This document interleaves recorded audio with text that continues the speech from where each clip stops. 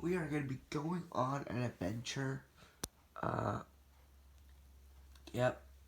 We're going to be visiting the Revolutionary War. Hope you guys enjoy.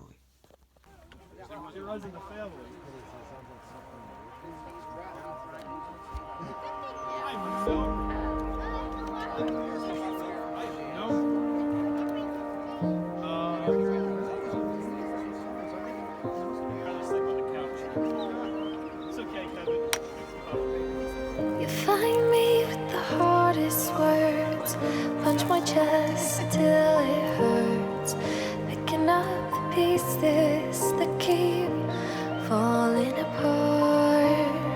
When did you turn your head, erase me, searching for my heart in the debris? I've lost myself since you left me.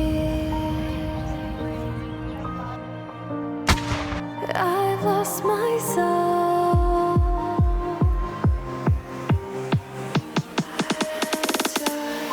Take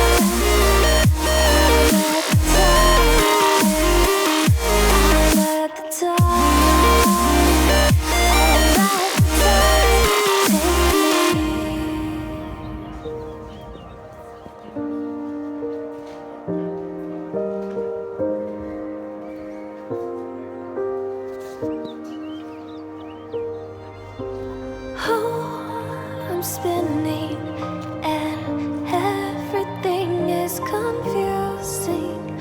I can't seem to slow my mind down.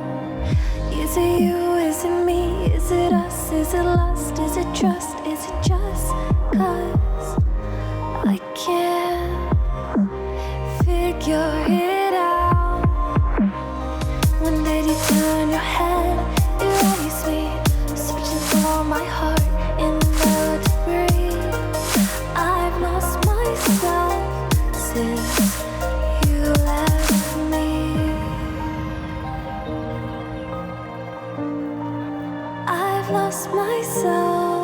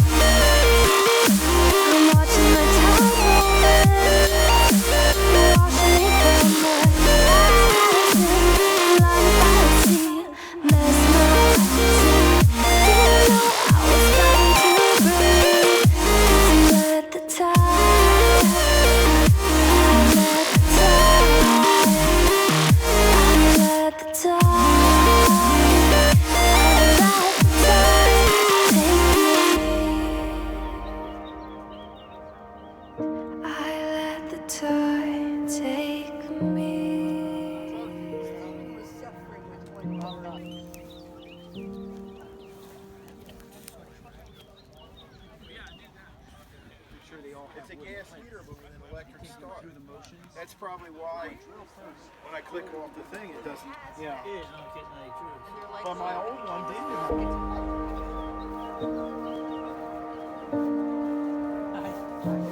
Is that like a real gun? Yes, it is a cop gun that would have been used by the British Army and was used by a lot of American troops back in the war. We don't fire original weapons. We only fire reproductions. but it really works. That's really cool. So we'll be doing another demonstration this afternoon. Yeah. Do you know how they work? Well, like, I know that you, like, put gunpowder inside. Sure. And So we carry a cartridge box. Take the cartridge, tear it with your teeth, open the pan, put some of the powder on the pan. You see the hole there? Yeah. So we're going to put more powder down the barrel. Cast about, put the powder down. There's a ball also in the cartridge. You put that in. We don't live fire here, but in in battles they would have. Pull the rammer, put it down. One step I didn't show you. When you put some powder here, you shut the pan. That holds it in place. And so then once you have the powder down here, steel and flint. Strike the two together, you get a spark. So that was safety. This is full cock. It's called half cock. When you pull the trigger, it scrapes here, makes some sparks. The sparks fall on the pan. Just get a screwdriver and tighten that. The flame goes through that hole and ignites what's inside. The pressure forces the ball out. But these are smooth bore, so unlike a rifle, so a modern gun, or even you'll see some people here have rifles. They have the grooves inside to spiral the projectile, the bullet. Well, it, like, took long to fire the guns, right? Well, a good soldier can load a musket 3 times in 1 minute. And but a rifle would take a minute to a minute 15 seconds for a good rifleman, because you take the ball and the patch, and you literally have to screw it all the way down with your ramrod. Where here, the ball is going to fall down. It's smaller diameter than here. Everything is smooth. So you take your rammer and you just push it down, and everything gets packed down, and it's quick. It's very quick to do that. Oh, that's really cool. And so General Washington preferred to have muskets for the soldiers in the field. The marksmen would carry rifles because they're aiming at a target. You get better accuracy with a rifle, and you're not in a battlefield situation where you need to keep firing over and over and over. Although in our battle reenactments, we tend to fire more than they would have fired, just for the show and the fun of it all.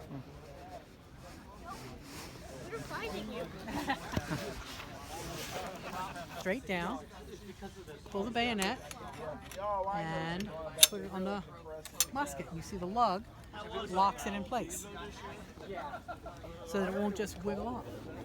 And you can march this way, although it's actually harder because it now makes the musket top heavy. So marching a long distance would be harder. But then, if you're here for the afternoon demonstration, you'll see this. But somebody's going to charge at you like this. Kind of scary, isn't it? That was the whole purpose. The whole purpose was to scare the other guy off, because people were fighting for the land. They were trying to get the armies to surrender. So if you knew that you were going to get stabbed by this weapon with a triangular blade, you were going to probably surrender or turn and run away. It took a very brave person to risk this, because these wounds were very painful. They're probably going to get infected. Far more than likely would get infected, which adds more pain. And nobody is aiming at your arm or your leg with a bayonet. They're aiming at your stomach. So it's going to hurt even more. And people knew that. So they didn't get used very often. It was just the threat of it. When I was a kid, when we would go on family trips in the car, all my father had to do was turn around and say, "Don't make me stop this car," to know that we were all in trouble if he had to pull over. And seeing the bayonet come at you is like that. You know you're in trouble if the bayonet's coming. So, and you know what's going to happen. Now, if you're too close to be able to charge with the bayonet, you can flip your musket around and use the brass end as a club. Because it takes a good soldier 20 seconds to load this musket, and it only fires 50 to 100 yards. Well, that's the length of a football field. And those football players can run the whole length of the field pretty fast, And the soldiers in those days spent all their time outside, and they were in very good shape too. So it wasn't going to take long for them to get to me, you know, to my side of the field. And so I needed to fire and be ready to mount, use my bayonet and fix it, but even that might take too long.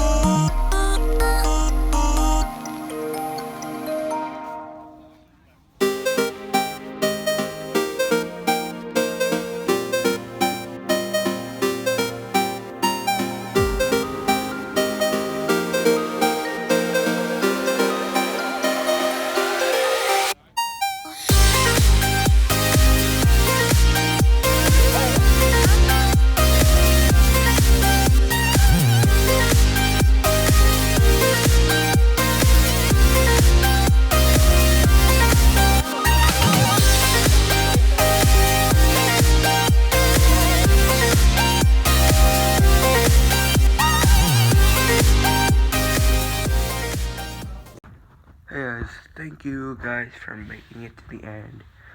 If you have, be sure to like, comment, and subscribe. It took a lot of effort to get all this footage. So yeah, as always, I'll see you next time. Yeah, bye.